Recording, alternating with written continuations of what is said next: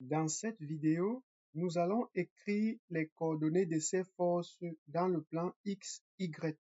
Commençons par écrire les coordonnées de la force F1. Nous allons déplacer notre repère et le placer à l'origine de notre force F1. Nous avons OX, OY. Alors, lorsqu'on regarde notre force, le support de notre force est suivant X.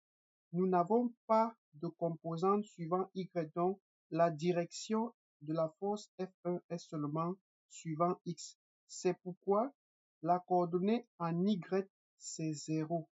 Or, le sens de notre force F1 est orienté dans le sens contraire des X. Nous allons mettre le signe moins et nous allons mettre le module de la force F1. Ensuite, passons à la force F2.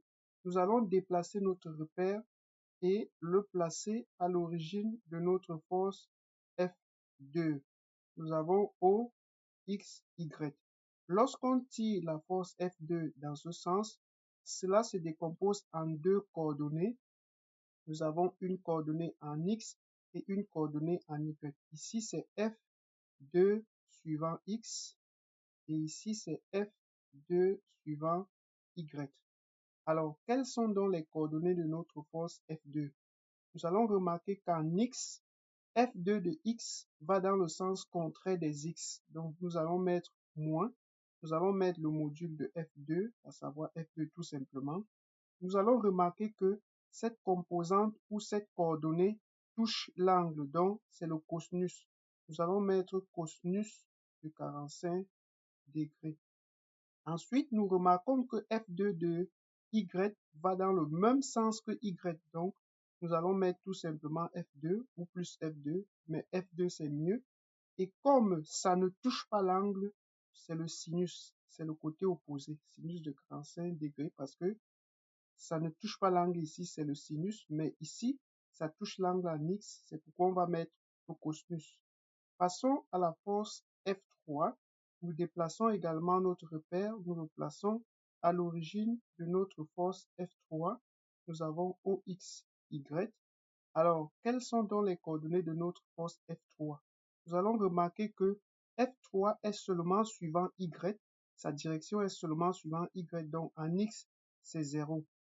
Et le sens de notre force F3 est orienté dans le sens contraire des Y. Nous allons mettre moins et nous allons mettre F3. Voilà les coordonnées de F3. Passons à la force F4. Nous allons déplacer notre repère et le placer à l'origine de notre force F4, à savoir OXY. Lorsqu'on tire F4 comme ceci, ça se décompose en deux. Il y aura une composante ici et une autre composante ici. Ici, c'est F4 suivant Y et ici, c'est F4 suivant X. Alors, quelles sont donc les coordonnées de notre force F4? Alors, en X, nous voyons que F4 de X va dans le sens contraire des X. Nous allons mettre moins, mettre le module de F4 et nous remarquons que ça touche l'angle de 30 degrés, donc c'est le cosinus, 30 degrés. Et F4 de Y ne touche pas l'angle et ça va dans le sens négatif, dans le sens contraire des Y. Nous allons mettre également moins. Nous mettons le module de F4. Et comme ça ne touche pas l'angle, c'est le sinus, c'est le côté opposé. Sinus de 30 degrés. Nous passons à F5. Nous allons déplacer notre repère et le placer à l'origine de notre force F5 pour XY. Quelles sont donc les coordonnées de F5? Nous remarquons que F5 est seulement suivant X, donc en Y, il n'y a pas de coordonnées. Nous mettons 0. Et comme c'est suivant X, c'est orienté dans le même sens que X, donc c'est positif d'après notre repère. Nous allons mettre tout simplement F5. Voilà les coordonnées de F5. Passons à F6. Nous déplaçons notre repère et nous allons le placer ici. Nous avons Y, 0 et X. Alors, lorsqu'on tire notre force F6 comme ceci, ça se décompose comme ceci et comme ceci. Là, nous avons F6 de Y. Ici, c'est F6 de x. Quelles sont donc les coordonnées de f6? Alors, en x, nous remarquons que fx va dans le même sens que x, donc c'est positif. Nous mettons tout simplement f6. Et comme ça touche l'angle ici, c'est le cosinus de 15 degrés. Et f6 de y va dans le sens contraire des y. Nous mettons un signe moins. Nous mettons le module de f6, à savoir f6 tout simplement. Comme ça ne touche pas l'angle, c'est le côté opposé, c'est le sinus. Sinus de 15 degrés. Voilà les coordonnées de f6. Passons à f7. Nous déplaçons notre repère et nous le plaçons à l'origine de notre force. f7 pour x, y. Nous remarquons que la force f7 n'a pas de coordonnées en x. C'est seulement suivant y. Donc en x, c'est 0. Et nous remarquons que le sens de f7 est orienté dans le même sens que y, donc c'est positif. Nous allons mettre tout simplement le module de f7, à savoir f7. Nous passons à f8. Nous déplaçons notre repère et nous le plaçons à l'origine de notre force f8. Ici, c'est y. Ici, c'est x, c'est notre repère. Et lorsqu'on tire f8 dans ce sens, ça se décompose en deux. Il y a une coordonnée ici et il y a une coordonnée ici.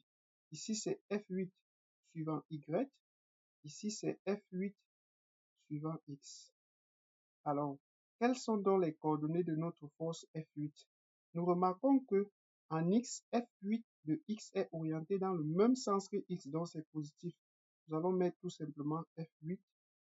Et nous remarquons que ça touche l'angle, donc c'est le cosinus. Donc cosinus de l'angle qui est 60 degrés. Alors, F8 de y va également dans le même sens que y, d'après notre repère. C'est pourquoi nous allons mettre F8 tout simplement.